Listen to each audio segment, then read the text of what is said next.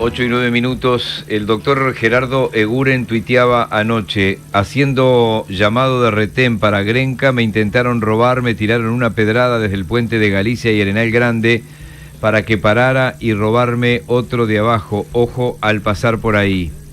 Lo menciono porque es un médico y estaba haciendo un llamado en el que pedían una atención médica. Pero lo cierto es que han aumentado sistemáticamente las agresiones a los médicos y a personal de la salud en general.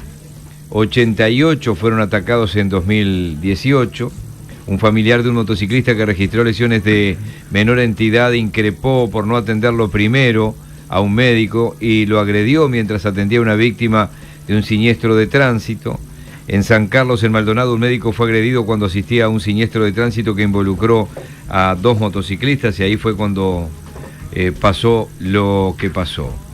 Por eso vamos a ir con este tema un poquito más a fondo. Es un tema que preocupa muchísimo, lógicamente, a los principales involucrados. En primer lugar, estamos hablando de los médicos y le hemos pedido al presidente del Sindicato Médico del Uruguay, el doctor Greco, que nos acompañe unos minutos. Buen día y gracias por atendernos.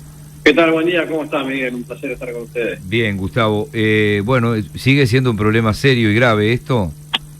Sigue siendo porque, como tú mencionabas, en nuestro registro no obligatorio detectamos un pico importante, una duplicación prácticamente de lo que eran las denuncias que veníamos teniendo por agresiones a los equipos asistenciales,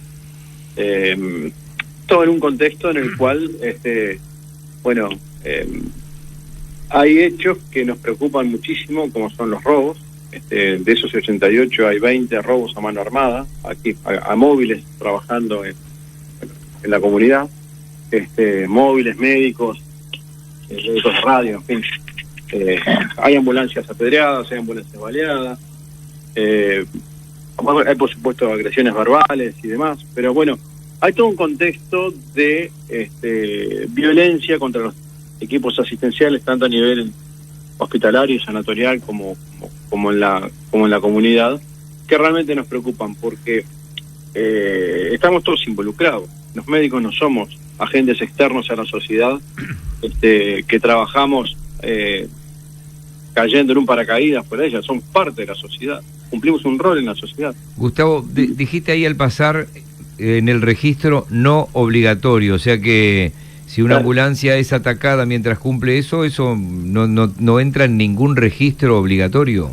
No, a ver, nosotros pedimos a los colegas de todo el país que cuando hay un hecho de violencia, una agresión o de la naturaleza que sea, que en nuestra página web se denuncie para nosotros tener registro y poder saber de qué estamos hablando y poder reclamar respuestas y acciones a las autoridades con datos objetivos, porque no podemos hablar de sensaciones o de me parece en este tipo de situaciones. Entonces, además de la denuncia policial que pedimos que se haga, tenemos en nuestra página un registro donde llevamos la información propia de lo que está aconteciendo. Allí hablan ustedes de robos, hablan de robos a mano armada incluso también, y sí, ambulancias baleadas.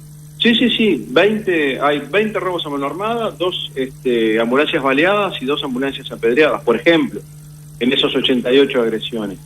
Entonces, es importante tener datos objetivos para esto, y obviamente tenemos un subregistro, porque desde el momento en que es una denuncia no obligatoria, que hacemos como parte de lo que es la actividad del sindicato, sabemos que hay muchos que no los tenemos registrados.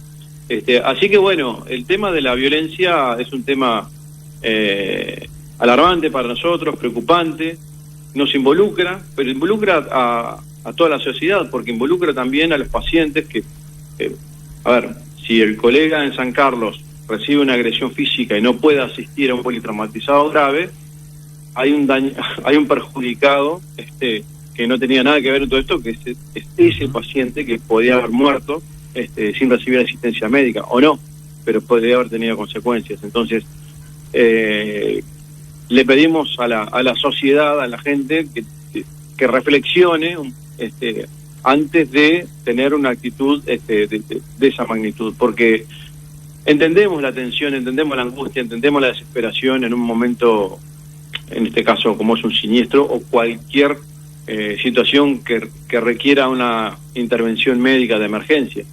Pero lo que no podemos entender ni justificar es que se exija con violencia que se atienda, que se cambie, porque hay que estar con la mente muy fría, ¿sabes, Miguel? En un siniestro, particularmente en un siniestro, en un vía pública, si hay algo que los equipos asistenciales y los médicos en particular no podemos permitirnos es perder la calma. Sí, obvio. Y actuar con toda la racionalidad posible, sin perder la humanidad, pero sí con racionalidad, ¿no? Entonces, esa primera evaluación que hace un colega que llega a una escena de un siniestro es clave para tomar decisiones, porque si hay 3 o 4 heridos, hay que asistir a los más graves inicialmente, y hay protocolos para eso, mientras se pide apoyo y que vengan más móviles a ayudar. Pero es parte de cómo actuamos y de nuestro cotidiano. Gustavo, te habla Jorge Gatti. ¿Qué tal? ¿Cómo estás, Jorge? Quería hacerte una pregunta porque te escucho hablar y parece que esto fuera transversal e igual para toda la sociedad. Hace horas, desde el Ministerio del Interior, justificando los homicidios, dijeron, bueno, casi el 60% de los homicidios es entre delincuentes, entre bandas. Y te quiero preguntar, en este caso de la violencia hacia los médicos, ¿esto es transversal a la sociedad? ¿Esto lo hace cualquier ciudadano? ¿O es que se nos ha llenado de gente que son delincuentes y la violencia la extrapolan a todos, incluso hasta el médico? Podemos profundizar en el análisis del tema y te agradezco la pregunta. Sin duda que los hechos de violencia vinculados a la delincuencia, como son estos robos a mano armada a ambulancias o a móviles o a médicos de radio que trabajan en la comunidad cotidianamente, es parte de lo que nosotros vivimos o percibimos como este cambio social que no respeta nada, ¿no? Pero también existe la respuesta violenta, la agresión física, verbal, como este caso que está fuera del contexto del hecho de violencia. Y ahí también hay un incremento. Hay un incremento en exigir una respuesta médica que no colma las expectativas en ese momento, favorecida por una situación de emergencia, tensión, miedos, todo lo que puede todos los sentimientos que pueden estar vinculados a algo imprevisto y con riesgo de vida, o con lesiones, como puede ser en un siniestro. Entonces, esas dos cosas, que ambas son parte de la sociedad y somos parte de la sociedad y lo vimos como parte. Podemos analizarlas y disecar qué es una cosa y qué es otra para entender el proceso. Pero lo cierto es que el resultado final es que, hay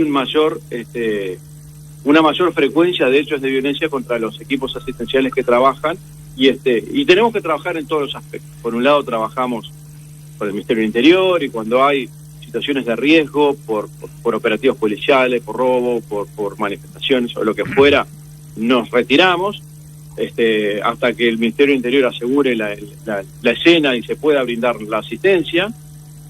O a veces por más protocolo que sea de actuación que tengamos, hay imprevistos que no podemos manejar, como es una respuesta fuera de... Pero estamos hablando como si siempre fuera en la calle. A mí me contaron, y esto es una historia cercana, estaba una persona conocida internada y cayó un delincuente baleado. Y fue un caos, porque vinieron todos los parientes del delincuente a los gritos, a las patadas. Era como tener la cárcel no era alguien que habían traído a la cárcel, lo habían traído aparentemente de una pelea entre bandas, porque es lo que uno escucha cuando está internado y era una violencia contra todo el mundo y eran los parientes de o sea, tampoco hay una ingenuidad, me parece, desde el punto de vista de las autoridades, capaz que también ustedes no son ustedes, te llevan al mismo lado al honesto que al que acaban de agarrar entre una balacera de banda y te lo ponen en la cama al lado de repente y te viene con toda una horda de gente que tiene otras costumbres y una violencia que mete miedo. ¿Esto les pasa también en los hospitales o solamente cuando salen los médicos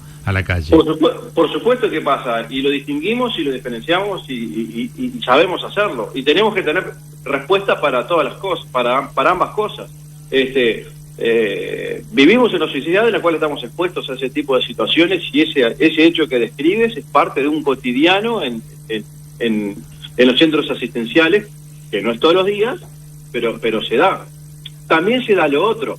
No emparejemos, no pongamos una cosa con otra, pero la sociedad globalmente cambió, y a ese punto es a donde vamos, y a esa pérdida de códigos y falta de respeto, como agredir a un médico que está asistiendo a un traumatizado grave, en coma, en un vía pública, también es parte de nuestro cotidiano.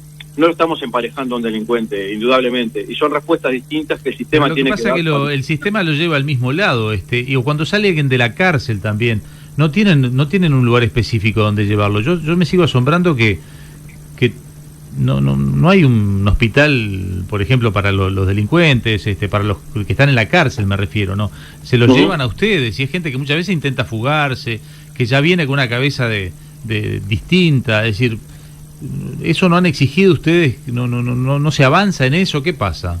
Sí, por supuesto. A ver, la asistencia a las personas privadas de libertad es un problema en el sistema sanitario que abordamos con las autoridades. Hay un traslado cada 18 horas desde los centros de reclusión hacia los hospitales para asistir a personas privadas de libertad, con toda la logística que esto implica, ¿no? Custodias, traslados, desatender la atención del centro de reclusión, injertar esa asistencia en los hospitales. Hay realmente una demanda de atención de todo el sistema cuando se hace tipo de situaciones. Un hospital penitenciario no se justifica por lo que implica un hospital como tal. Lo que hablamos con las autoridades y en lo que se está trabajando es un centro de internación de patologías de baja complejidad que pueda resolver la enorme mayoría de las situaciones que motivan estos traslados, que son lesiones leves o cuestiones que no necesariamente tendrían que trasladarse a un hospital convencional. Hay protocolos para eso, para trasladar a las personas privadas de libertad. Hay salas en el Hospital San Juan, en el Hospital Maciel, en el Hospital Pater, que están acondicionadas específicamente con sus áreas de circulación y su vigilancia para este tipo de situaciones. Es decir, nos adaptamos, nos tenemos que adaptar. La última, Gustavo, de mi parte por lo menos. ¿Hay zonas en las que si hay un llamado de emergencia, sea de emergencias privadas o el 105 de ACE, que se resuelve no ir? ¿Cómo es esto? ¿Se pide un patrullero? ¿Cuál es el protocolo, si es que lo hay? No está preestablecido ni que haya zonas geográficas a las cuales no se vaya, salvo que se detecte que hay una situación de peligro. Sí, que se advierte que hay una balacera en determinado lugar. No se entra, directamente no se entra. Sí, ahí hay protocolo de actuación también, se pide que trasladen al paciente fuera de la zona de riesgo.